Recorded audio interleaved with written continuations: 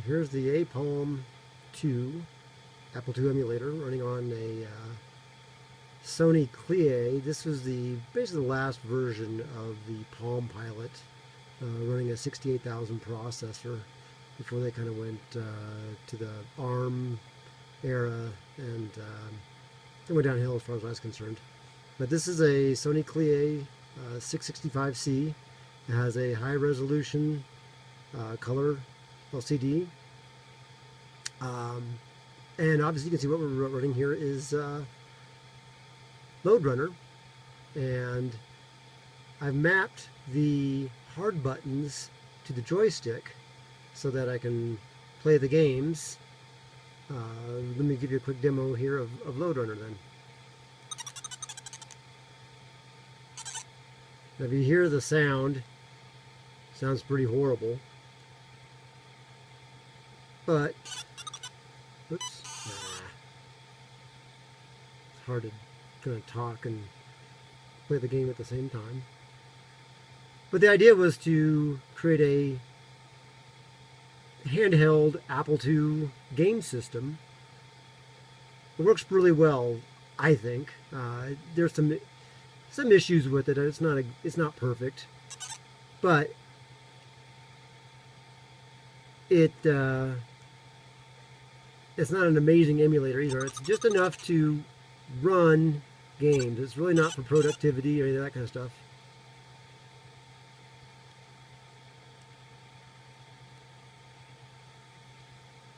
And it's a very constrained environment. This is a 68,000 processor. This one was actually quite nice. This is one of the final PalmPilot compatible machines, but this took it to another level. It had a lot of features that the PalmPilots didn't have.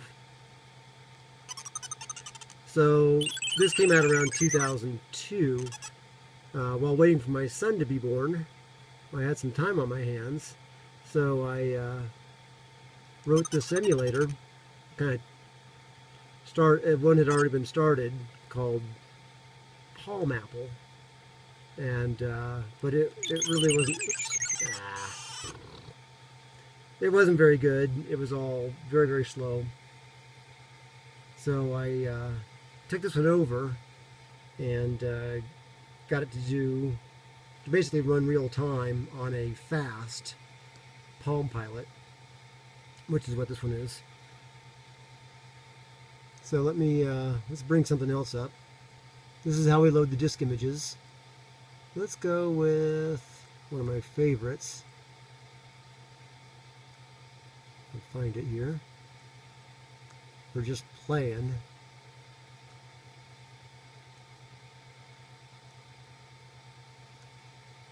There you go. And so we load the disk image here. You click on reset after load, hit OK. This is emulating a 64K Apple IIe. I was really constrained in terms of what I could pull off. So doing the full 128K was a little bit much.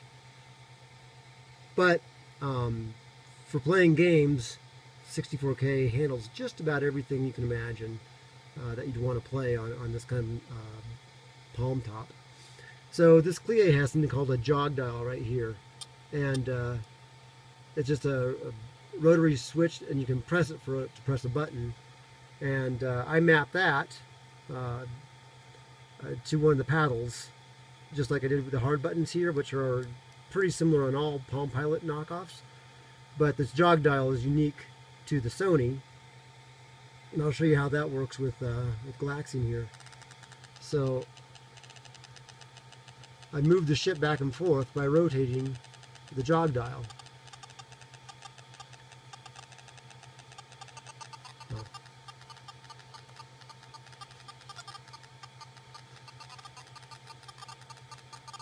Now sometimes the settings have to be moved to make it work better with different games. So these are the settings I had for Load Runner, which work really good, but for Galaxian, I'm going to change them back. And you don't want auto center.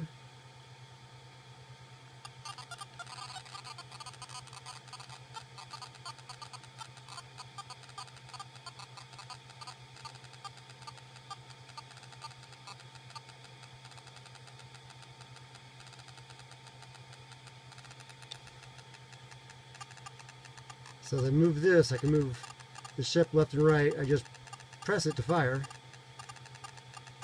Maybe. Oh, I have to unswap the buttons. Hold on.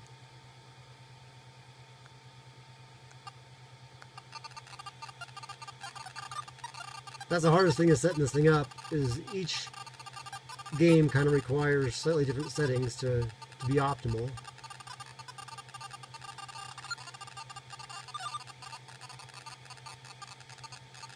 I'm trying to do this with the camera in front of my face, so I apologize that I'm not very good. You get an idea of how the game plays.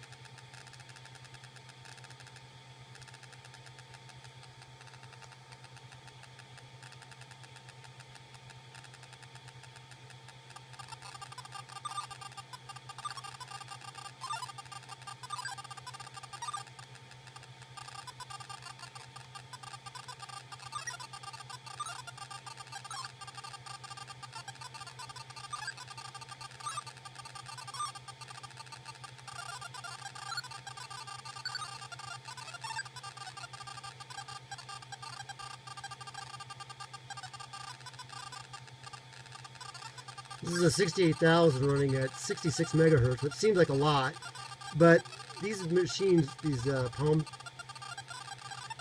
are very limited in their processing power. So even though it's, you think, oh, well, that's a pretty fast processor, it really isn't. You know, they had very slow memory subsystems, and so it really isn't as fast as you would think. But, and it's also emulating an Apple II and the graphics and the sound. In fact, the graphics chew up a lot of processing power. This isn't a really cycle accurate emulator, and I had to take a lot of shortcuts in order to get the screen updates to work as well as they did. Again, this is a high resolution. This is a 320 by 200 screen. Actually, I think it's 320 by 240. So I had to have space for the floppy disk icons at the bottom. So it's a lot of screen refresh, and I used some tricks to expand it to fill the screen. Now, one thing I liked about this Sony Clea is it had a bunch of little doodads you could buy for it. That really made it a pretty nice gaming machine. So let me show you one of the devices that I picked up for it was this little gamepad thing, and it just plugs into the expansion port. Unplug the power. I think I've got enough juice for now. Plugs into the expansion port, and then it overlays the graffiti area, and it gives you a nice little gamepad. So I'll make sure this thing is enabled.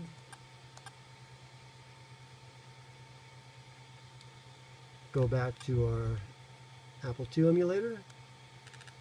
Okay, now let's load another one of my favorites. I'm sure you've got everybody's favorite here. Nope, not this one. But this works best with the arcade style games. Let's see here. They're Sammy Lightfoot's always fun.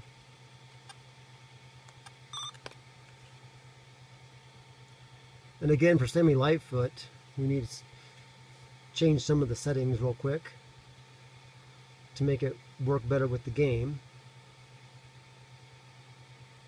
I literally haven't played with this thing in 12 years. after my son was born, I had some time to finish it up after waiting him for him to walk and everything. I'm going to auto center. All right, let's see how that works.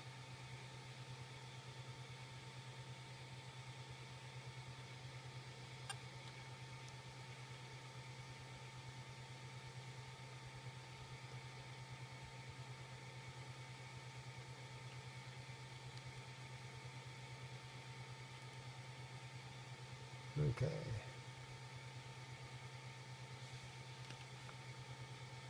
Let's see how these settings work. I may have to adjust them a little bit. And obviously some sounds work better than others.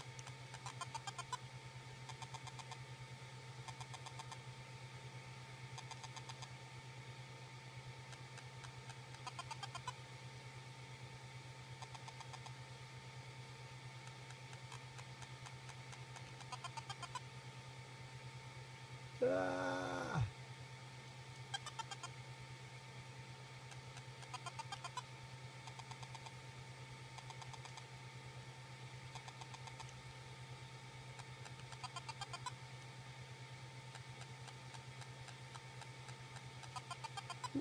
No. Ah.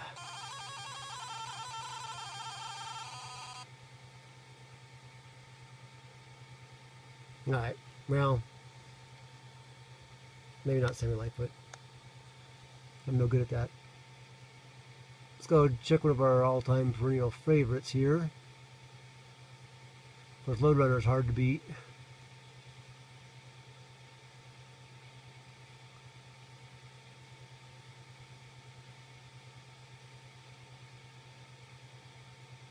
These are all standard DSK files that there's a utility, and I'll put a link to it in the video. Oops. Need a better way to get through all. There we go.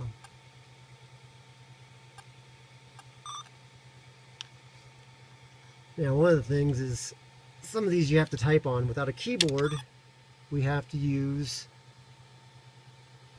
graffiti to type as if we had a keyboard.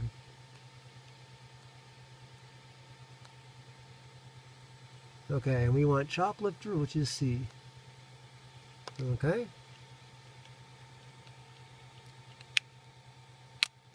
And Choplifter requires a little bit of tweaking as well.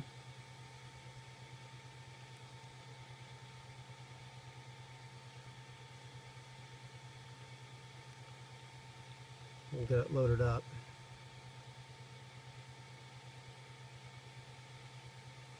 So there's some shortcuts I took on the emulation just to make it, it had to be basically less than 64K for the entire emulator, and I had to support a bunch of different devices, and so it was a bit of a challenge. Most of it was written, or the CPU emulation was written in 68,000 assembly, where I just sort of mirrored the state of the 6502 and the 68,000 registers. And the rest of it was mostly C. Okay, so I need to adjust the Y value just slightly. Let's take that down to 28. See how that works. No, not quite. A little more.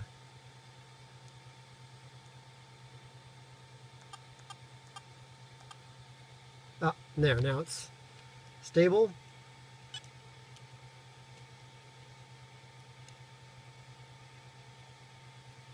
Let's go find some hostages to save.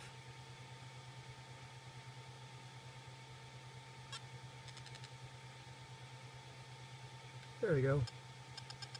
Come on, guys, run!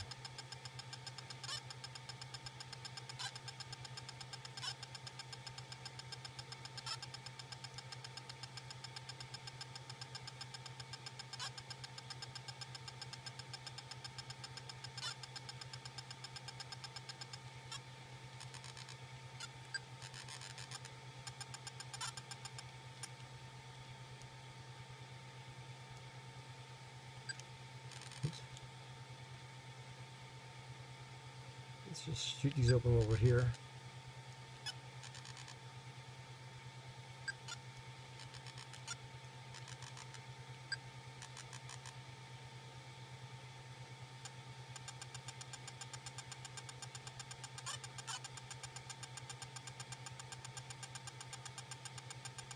We'll load up our helicopter here, almost there.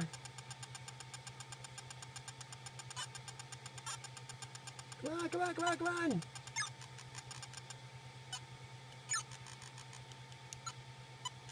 That'll teach you. Okay, I need 2 more.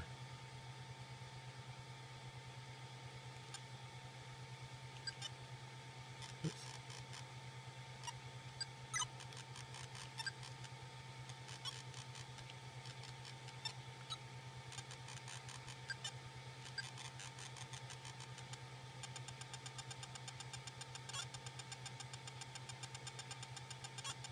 Okay.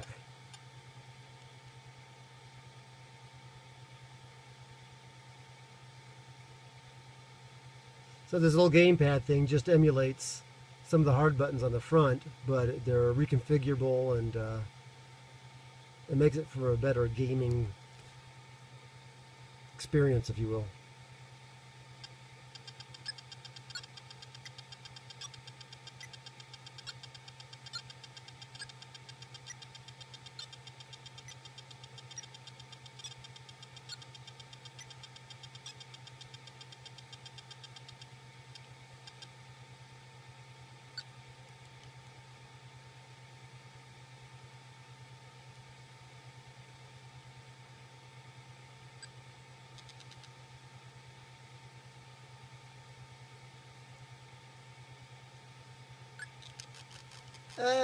Crash. Okay, what else we have? There's a few other ones here we can look at real quick.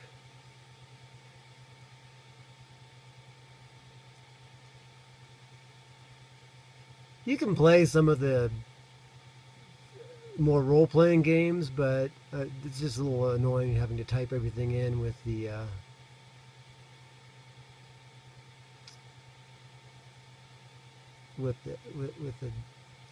pen.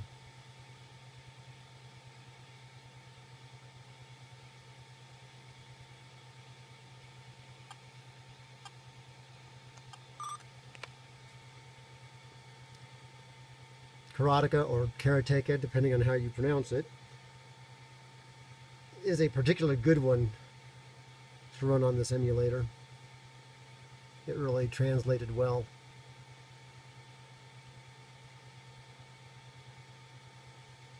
Actually, the only way I was ever to finish this game was playing it on this thing. I will have to adjust the keypad a bit. Let's see here. Let's do it real quick. I think I have to make these both about like that. Oops. Let's see how that works.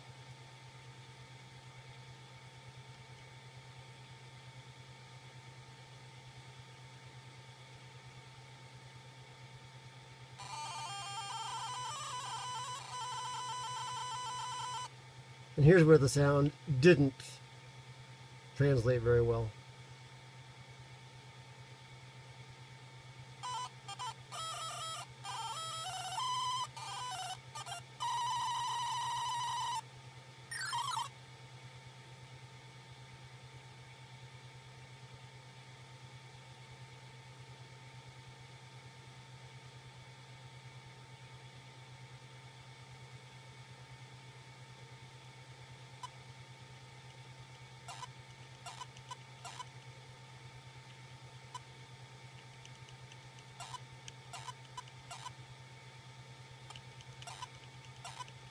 Take that.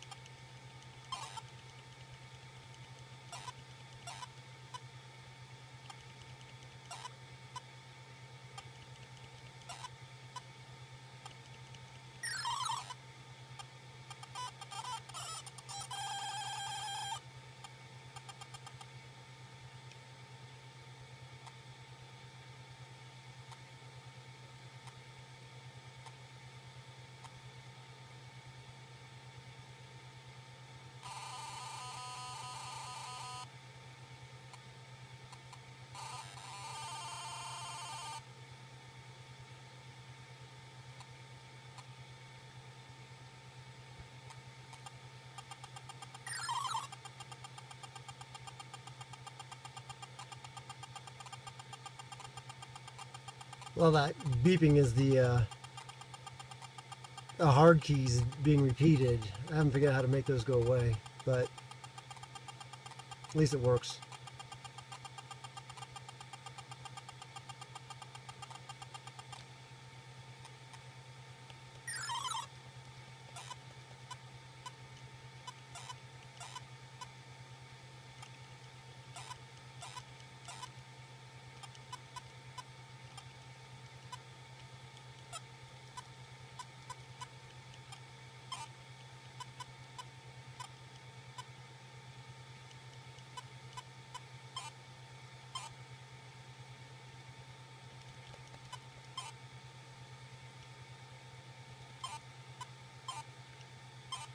Stop.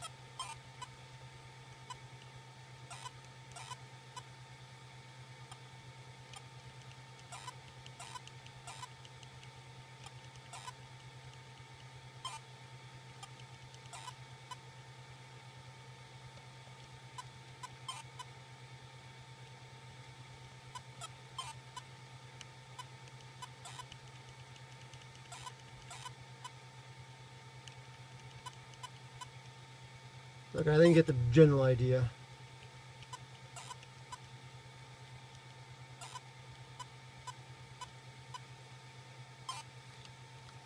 Now we can also, I mean, just to show that it really is just an Apple IIe, I mean, we can just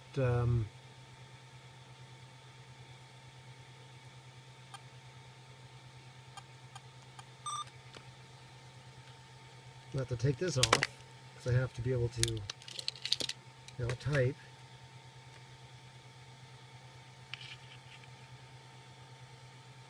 This thing, which is very annoying.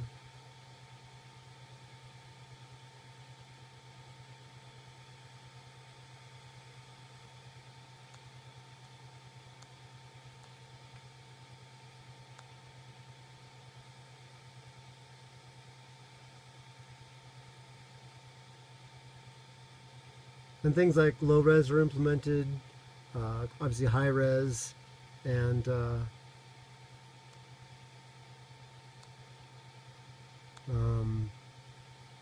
do you do the number sign? I don't even remember that anymore.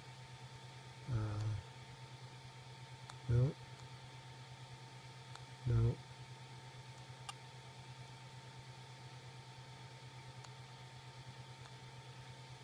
Nope, that's not what I wanted.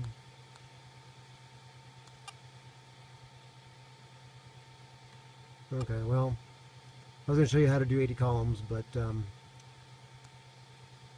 actually I can do that with Pascal.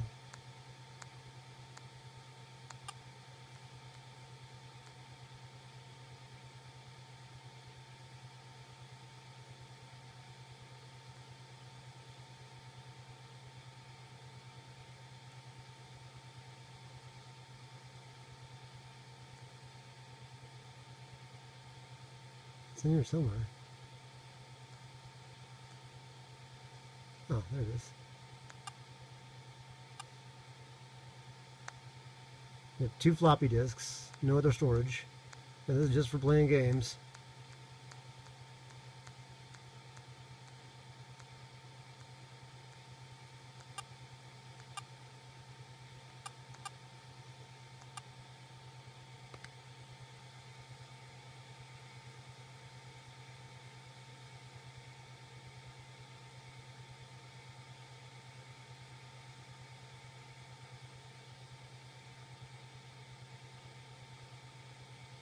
Yep, there's 80 column mode. Real hard to see. I had to really squeeze the fonts down to make them fit. There it is, in all of its slow glory.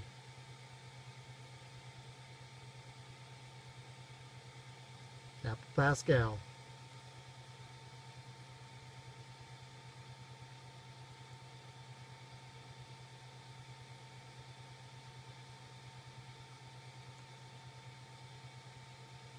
Nope.